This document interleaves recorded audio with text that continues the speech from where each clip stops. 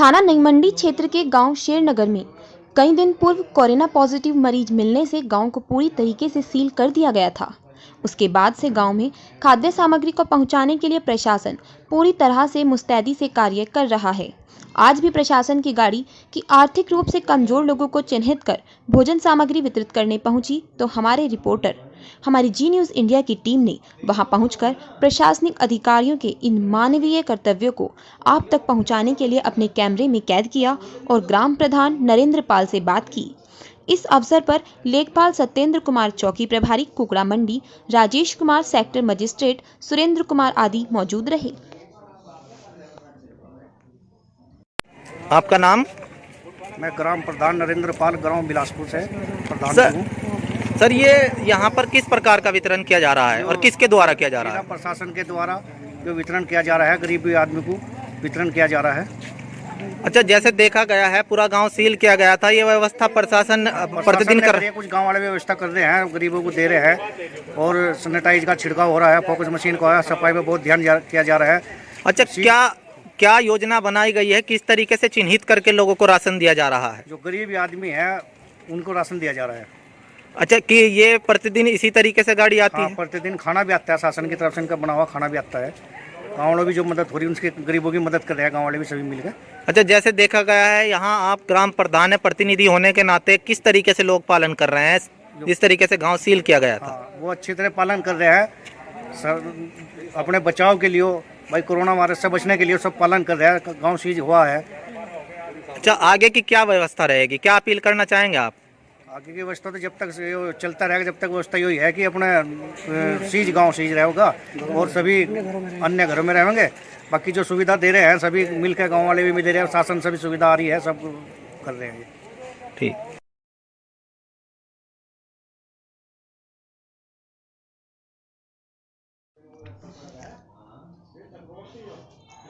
जैसा कि लॉकडाउन के दूसरे चरण में हर तरह की रिपोर्ट हम आपको पहुंचा रहे हैं, इसी कड़ी में आज हमारे पत्रकारों ने जाना अधिवक्ता समाज कैसे अपने जीवन की आवश्यकताओं को पूरा कर रहे हैं। जैसा कि शासन प्रशासन द्वारा सभी को हर संभव मदद दी जा रही है, लेकिन अधिवक्ता समाज हमेशा से ही सरकारी योजनाओं से वंचित रहता है। अब जब हर किसी पर एक संकट का है, स्वास्थ्य को लेकर भी और आर्थिक रूप से भी, ऐसे समय में हमारे देश की लोकतांत्रिक व्यवस्था के मजबूत स्तंभ न्यायपालिका के प्रहरी को भी काफी हद तक समस्याओं का सामना करना पड़ रहा है। हमारे पत्रकार ने जाना अधिवक्ता समाज का हाल। सर, आपका नाम? प्रदीप कुमार मलिक, महासचिव जिला बार संघ मुजफ्फरनगर। सर, जैसे आप महासचिव हैं तो आपको तो वस्तु स्थिति की पूरी जानकारी है ही। अधिवक्ता समाज जैसे रोज कचहरी जाता है, रोज कमाता है और अपने परिवार का गुजारा करता है, फिलहाल सारे कार्य बंद है, तो वकील समाज जो है, अधिवक्ता समाज जो है, वो कैसे अपनी दैनिक आवश्यकताओं को पूरा कर रहा है? अधिवक्ता समाज बहुत संकट की घड़ी से इस समय गुजर रहा है। बहुत ज्यादा तो नहीं कह सकता मैं, लेकिन बहुत लोग ऐसे हैं जो बहुत ही नीचे से रोज कमाते हैं, रोज खाते हैं, उनके लिए काफी आर्थिक समस्या आ रही है। उनके लिए बार सृजन प्रयासरत है। हमने कुछ अधिवक्ताओं को, जिनके हमारे पास पर्सनल, हमने एक नंबर डाला था अपने व्हाट्सएप का कि जिसे भी कोई आवश्यकता हो वो हमें पर्सनल हमारे नंबर पे फोन करे, अध्यक्ष सेक्रेटरी को, और हम उसकी गोपनीय मदद करेंगे। हमने की भी है, वो बात मीडिया के माध्यम से मैं बताना नहीं चाहता, लेकिन सब लोग जानते हैं, अधिवक्ता समाज जानता है, हमारे अधिवक्ता जानते हैं कि हमने जिस किसी को भी जो भी आवश्यकता हमारे फोन पे आई, हमारे फोन पे जिसने फोन किया, हमने उनकी राशन के माध्यम से या जो भी उन्हें आर्थिक सहायता थी हमने उन्हें की।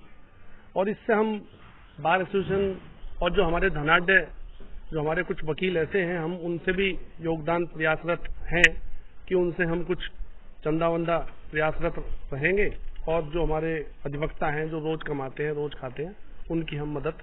अब क्योंकि लॉकडाउन दोबारा बढ़ गया है तो हम भी बहुत चिंतित हैं। अब तक तो सब अधिवक्ता अपना काम चला रहे थे, लेकिन अब जैसे जैसे लॉकडाउन बढ़ता जा रहा है उसमें काफी समस्याएं अधिवक्ताओं के सामने खड़ी हैं। समाज से कोई सहायता मिलती है? सरकार से अभी तक कोई सहायता इस प्रकार की अधिवक्ताओं के लिए। इंडिया बार काउंसिल या यूपी बार काउंसिल क्या कर रही है? यूपी बार काउंसिल ने एक एप्लीकेशन आई थी डिस्ट्रिक्ट जज साहब के माध्यम से और जिला डिस्ट्रिक्ट मजिस्ट्रेट के माध्यम से कि यहाँ जो एप्लीकेशन भेजेंगे अधिवक्ता उनके लिए बार काउंसिल उत्तर प्रदेश सहायता करेगी। उस परिप्रेक्ष्य में हमारे व्हाट्सएप पे, हमारी मेल पे, डिस्ट्रिक्ट बार एसोसिएशन की मेल पे काफ़ी एप्लीकेशन आई हैं, करीब 600 के करीब एप्लीकेशन है। हमने उन्हें संकलित करके और 12/4 में हमने वो बार काउंसिल उत्तर प्रदेश भेजी हैं। 100 मोटो एक्शन हमारे उत्तर प्रदेश हाईकोर्ट, माननीय हाईकोर्ट ने भी लिया है। जो गोविंद माथुर जी सीधे हैं, उनकी एक रिट थी, उसमें जो है 15/4 नियत थी। अब उसमें बार काउंसिल इंडिया और बार काउंसिल उत्तर प्रदेश ने अभी जवाब फाइल नहीं किया। जो हमारा हाईकोर्ट एसोसिएशन है, उन्होंने जवाब फाइल किया, सरकारी वकीलों ने बहस की। अब उसमें 20/4 नियत है। अब जैसे भी हाईकोर्ट का, माननीय हाईकोर्ट का आदेश आता है, या तो बार काउंसिल इंडिया के लिए आए या बार काउंसिल उत्तर प्रदेश के लिए आए, डिस्ट्रिक्ट बार एसोसिएशन के लिए आए, हम उसे मानने के लिए बाध्य हैं और जो भी हमारे लिए आदेश होगा हम उसका कटिबद्ध तरीके से पालन करेंगे और जो भी मदद के लिए हमारे से कहा जाएगा हम अधिवक्ताओं की मदद करेंगे। फिर भी जो भी अधिवक्ता परिवार को या अधिवक्ताओं को समस्या आ रही है हम उन्हें फेस कर रहे हैं और उनकी जितनी मदद बार एसोसिएशन के माध्यम अंजू से, अग्रवाल के क्वारंटाइन होने के बाद कैसे सभासद प्रशासनिक अधिकारियों के साथ मिलकर कर रहे हैं वार्डवासियों की सहायता, इसको जानने के लिए हमारे रिपोर्टर की वार्ड नंबर 42 मल्हूपुरा के सभासद शफीक अहमद से हुई बातचीत। देखिए क्या कहा सभासद ने।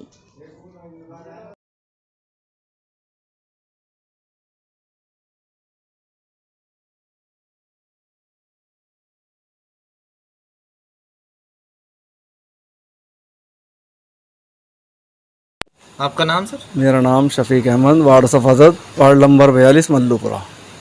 सर, जिस तरीके से आप सभासद हैं और देखा गया है कि इस समय बहुत बड़ी जिम्मेदारी जो है सभासदों के कंधे पर है अपने वार्ड को लेकर भी, तो किस तरीके से आप जो है जो आपका मुजफ्फरनगर की अध्यक्ष हैं अंजू अग्रवाल जी, उनके निर्देशों का किस प्रकार पालन कर रहे हैं? उनके निर्देशों का पालन नहीं हो रहा है जी, कि जिस तरीके से हमें कोई आदेश दिया जा रहा प्रशासन द्वारा उस तरीके से हम काम कर रहे हैं। अभी हमें आदेश दिया गया था कि जिनके राशन नहीं बने हुए हैं उन लोगों को राशन दिया जाएगा, तो 105 आदमियों का राशन हम लेके आए थे और उन लोगों को राशन हमने बांटा। अब उन्हें 105 को राशन देने के बाद फिर उसके बाद हमने सूची बनाई तो दोबारा बनी 184 आदमियों की। तो फिर हम लेके वहाँ पे गए तो राशन उन्होंने दिया नहीं, कि हालांकि इन लोगों के राशन बनेंगे। अब इन्हें दोबारा राशन बनाने के बाद फिर इन्हें राशन मिलेगा। अच्छा, जैसे कि आपकी अध्यक्ष अंजू अग्रवाल जी ही क्वारंटीन चल रही हैं, जो नगर पालिका अध्यक्ष हैं, तो उस समय में तो मुश्किल आ रही होगी कहीं ना कहीं सभा? हाँ, मुश्किल आ रही है कि अब उनसे मिल भी नहीं सकते, अब किसी तरीके की बात भी नहीं हो पा रही उनसे। तो ऐसे समय में प्रशासनिक अधिकारियों का क्या सहयोग प्राप्त होगा? प्रशासन का सहयोग ये है कि हर तरीके से सहयोग हो रहा है और हमारे वार्ड के अंदर देखभाल हो रही है और बेचारे बार बार आ रहे हैं कि 24 घंटे की ज़िंदगी में, 24 घंटे के वक्त में 20 घंटे वो हमारे महल्ले को दे रहे हैं और हमारे महल्ले वाले भी खुदा का शुक्र है कि लॉकडाउन का पूरा पालन निभा रहे हैं और किसी भी तरह की कोई दिक्कत नहीं हो रही। और जो हमारे महल्ले के जिम्मेदार लोग हैं वे हमारे साथ में मिलकर गली गलियों में इस बात की देखभाल कर रहे हैं कि इस वायरस से हर तरीके से बचना चाहिए। आगे किस तरीके से जो अभी 3 मई तक बढ़ाया गया है और क्या योजनाएं बनाई गई हैं? जो योजनाएं बनाई गई हैं जो प्रशासन द्वारा हमें मिलेंगी, उन योजनाओं को हम पूरी की पूरी अपने वार्ड के अंदर उन्हें पूरी की पूरी इस्तेमाल करेंगे और पूरा सहयोग हम करेंगे। और हमारे वार्ड के अंदर कुछ लोग ऐसे भी हैं जो बेचारे मालदार हैं लेकिन वो गुपचुप उनकी खिदमत कर रहे हैं। लेकिन हमारी गुजारिश ये है कि एक तो मांगने वाले होते हैं वो अपनी ज़रूरत पूरी कर लेते हैं, एक ऐसे होते हैं जिन्हें हमको पता है कि अल्लाह भाई गरीब आदमी इनकी मदद कर दो। लेकिन कुछ लोग ऐसे हैं कि देखती चाहनी इसमें मालदार नज़र आ रहे हैं लेकिन अंदर से बेचारों का जुगाड़ नहीं है। तो हमारी कोशिश ये हो रही है कि हम उन लोगों तक भी राशन पहुँचाएं।